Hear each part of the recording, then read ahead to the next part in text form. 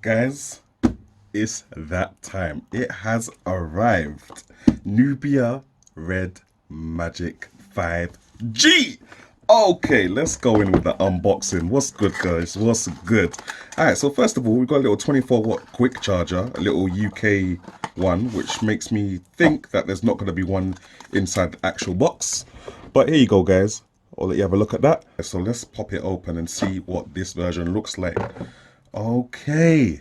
So there you go, guys. Like I said, this is the global version. With the other versions, they have a little bit of, I think is it Chinese or other writing on the top. Whew. There we go. Where's my ROG phone? Oh, it's all the way over there. Guys, are you deep in this? Are you deep in it with me, fam? Come and deep this with me. Whew. Okay, guys, let me just stop looking at the phone. We can look at that later. Let's see what else comes in the global edition. Right, we got the USB cable in here. Standard procedure, really, Type-C. I understood that this phone has 55-watt fast charging, but yet there's only a 24-watt quick charger in here. So let's see what exactly we've got going on in here. All right, now this is a... doesn't say how many. How do I know how many watts this charger is? I'm not too sure. This will probably be the simping in some kind of literature. Warranty ting. Okay, you guys can pause it and have a read of that if that's what you fancy doing. Warranty card. Game time, anytime, Red Magic. And obviously all in English, fam. And I think it's probably got a bit at the back for German and other European languages. So what I'll do, I'll just hold this and let's get that turned on for a second. Let's pre the case, fam. It was $12.99. I don't really like the color, but this was the only protective case that they had, and I'd rather some protection than no protection. And this literally hides all the lovely design that's on the back of the phone. Boom, it's gone. But at least when it's on, you can see everything that you need to see on the back there.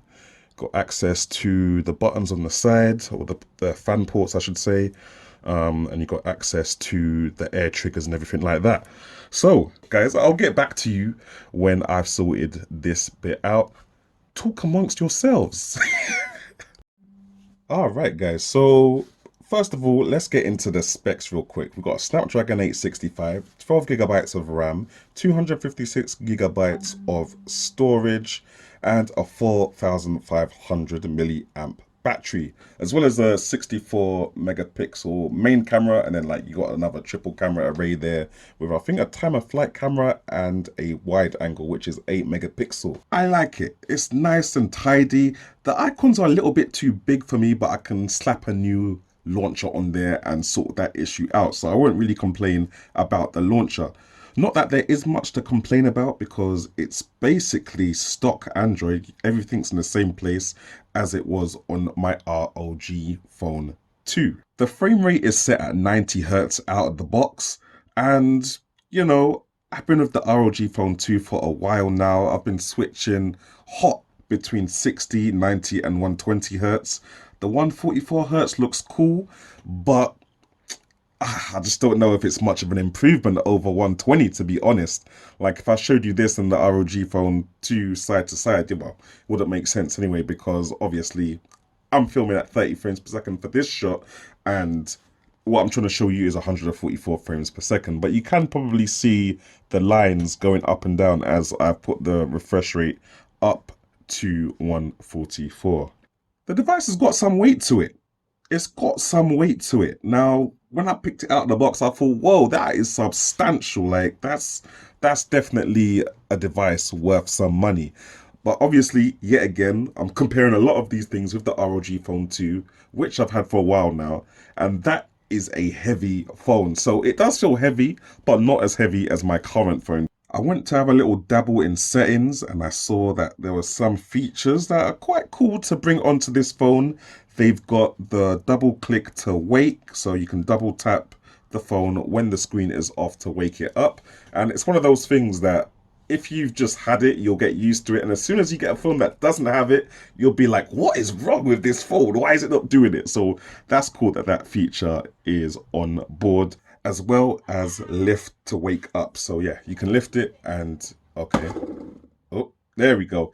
Hopefully you don't have to lift it up that fast, but yeah, you lift it up and it should just wake up and start doing its thing. Now on the back you got RGB lighting that lights up. I never realized that there's actually 2 points of RGB lighting, one down here on the Red Magic logo and one on the written Red Magic logo here. And this comes on usually when you're in game mode, which can be flicked on by pressing the button, well, flicking this little switch on the top left. You can also customize the RGB to have different lighting effects for different types of notifications. So you can have it flashing for calls, or like a yellow breathing kind of thing for normal notifications or text messages. Have it blue like a siren for your alarm. A WhatsApp, you can have it flash green so that you know it's a WhatsApp if your phone is faced down. Now the camera seems decent. Now, obviously, one simply does not go and get a gaming phone to have a dope camera, but it's nice to have a good camera included. So when you're on a holiday, when you're out and about, or even if you want to do some content creation at home, like myself, you can do it on a decent camera. And the camera, like I said, it is good. It just doesn't really shout out, yeah, this is an extreme camera, as much as it shouts out, yeah, this is really dope for gaming. The video is quite good as well. You've got lots of different modes to the video on there. 720p, 1080, 4K, 4K and 1080 at 60 frames per second, and you've even got the 8K option. And just like Huawei devices and a lot of other devices now, it has that kind of automatic AI picture recognition thing where if you point it at a plant, it starts bumping up the saturation, or if you bump it up at a sky, then it will start making the sky look bluer. Just general stuff like that. The stabilization is quite decent as well for when you're taking pictures and when you're taking video. But apart from that, I'm not really seeing any crazy advantage over my current camera on the ROG Phone 2. Now, I guess it's a gaming phone. Now that we got the small stuff out the way, let's talk about the gaming performance. All right, so gaming mode at the touch of a button. Let's go. Flick that switch up. Boom, we're there. All right, let's see what the gaming is like on this. It looks like it's moving all right. To be honest, this thing is moving all right.